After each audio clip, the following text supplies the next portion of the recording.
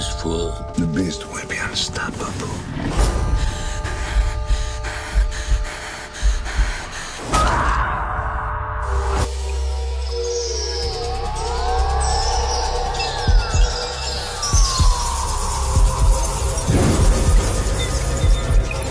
The beast among us.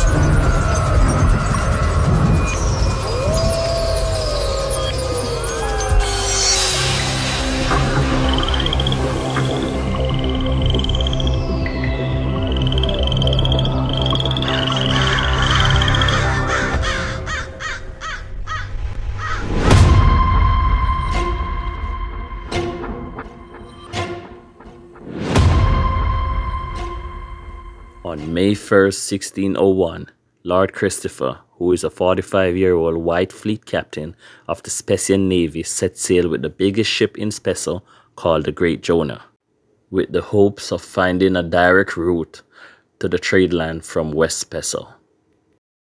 Also to claim land and riches in the fairy tale New World that was believed to exist on a map that was found during the war between Spesso and Leicester Rock. On May 3rd, 3 a.m., he was alerted by his crew that there was a sight of a large dark figure that could be land ahead. Lord Christopher ordered his trusted right hand, named Charlton Black, to release a crow and see if it returns with leaves from a tree. The crow didn't return, so they decided to wait it out until the sun comes up. Charlton Black is a white, muscular 31-year-old war mercenary from Spesso with long black hair, a loyalist to Lord Christopher and the ideology of conquer and capture for wealth and power. He is a skilled marksman with his handguns and daggers, very strong with fighting technique of martial art. Before the break of dawn, the native on the island called Taki saw the huge ship, and majority of the Takians gathered on the beach staring in shock. Lord Christopher saw the gathering through his telescope and decided to board boats with 20 men crew, including Charlton Black, armed with swords and guns.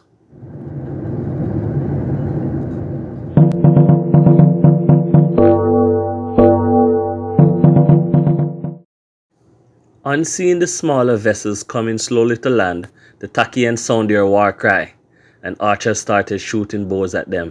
One of the Spessian crew members got hit and fell overboard. He was suddenly attacked by a great white shark, which brought fear to the other men. Lord Christopher quickly signaled the men on the ship to fire the cannons at the natives, which was effective in killing some and giving them the opportunity to reach the shorelines for combat. Lord Christopher, Charlton Black, and the mercenaries reached the shoreline and was immediately attacked by the Takian warriors, who were clothed in matching feathers and furs as they swung spears and swords. As the battle continues, the Nakian leader named Negasi, who was clad in white furs, went face to face with Charlton Black. A fierce fight began, with each using different techniques to get the better of each other.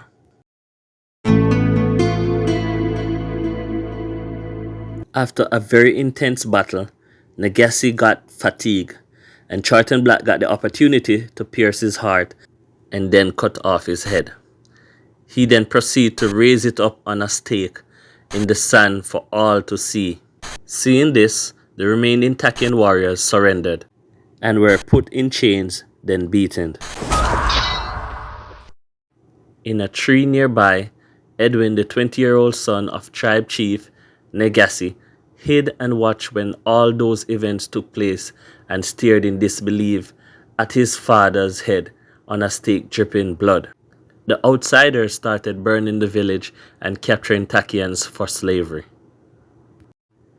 Edwin decided to try and rescue his mom, Malia, but was stopped by the village voodoo priest known as the Science. "It's too late," stated the priest. "We have to head to the mountains for safety." It was a very difficult decision, but Edwin looked around and see the bloodshed and what's left of his village. He called his pet wolf Black Alpha to join him and retreated with the science to the highland. Lord Christopher claimed Taki Island in the name of Spessa.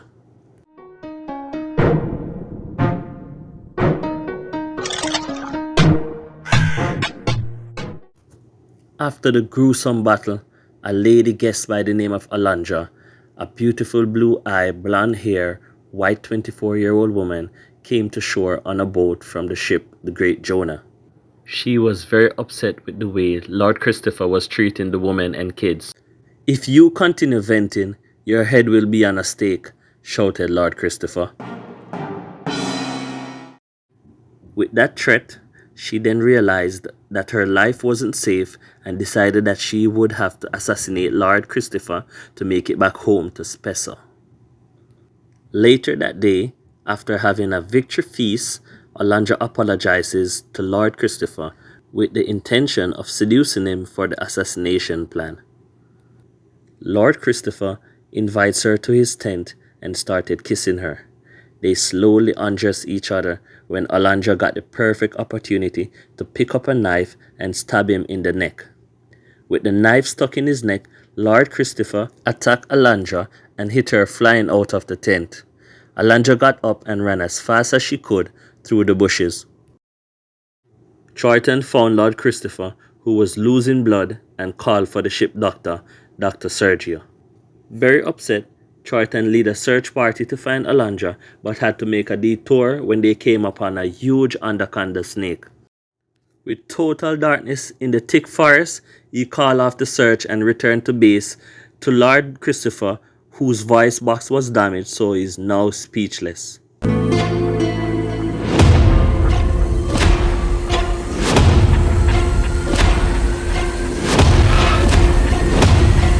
the moon is full, the beast